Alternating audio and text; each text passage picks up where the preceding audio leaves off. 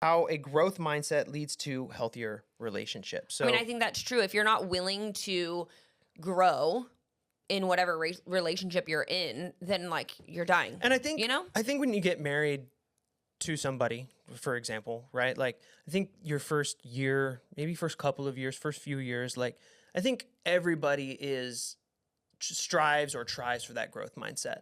But at some point, with the statistics of, it's 50-50 chance that you get divorced these days. I hate that right? statistic. It just falls off somewhere, right? Yeah. And like, what do you think is the cause of the growth mindset going out of the window? I mean, I think people get lazy. I think people stop trying and stop caring. I mean, I think for me, at least, one of the main things about marriage is effort, and I think especially with the way society's going and everybody wants the easy way out. Well, marriage isn't easy. I mean, that's just truth. Yeah. But I think for us, we're going into our 4th year this year, married. And I think the last 2 years really is when we've really taken that growth mindset serious. I think the first 2 years of marriage, we're just getting to know each other as a married couple, right? Mm-hmm. And I think the most recent 2 years, we've really taken it seriously in terms of you're growing, I'm growing, and we're growing together, Yeah.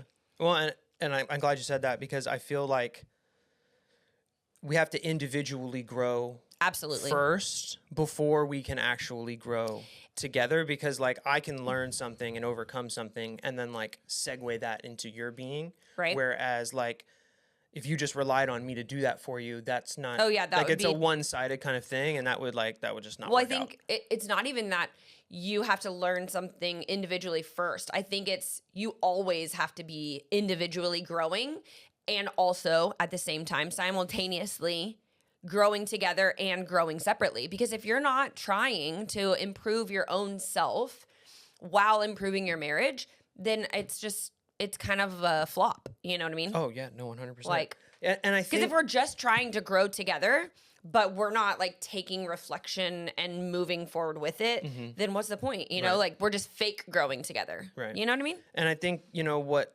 hinders people, or inevitably what makes people kind of grow apart, is when they're faced with challenges. Yep. And how they look at the challenges.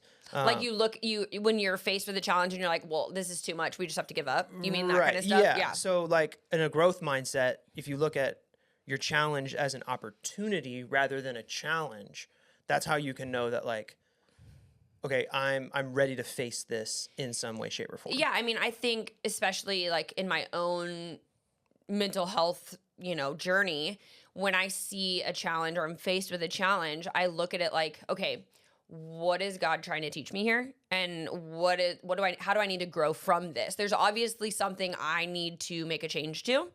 And I think we definitely go into our marriage like that too. Like if we're faced with something, we're like, okay, where can we, make effort here? Yeah. Where can we do something different here? Yeah.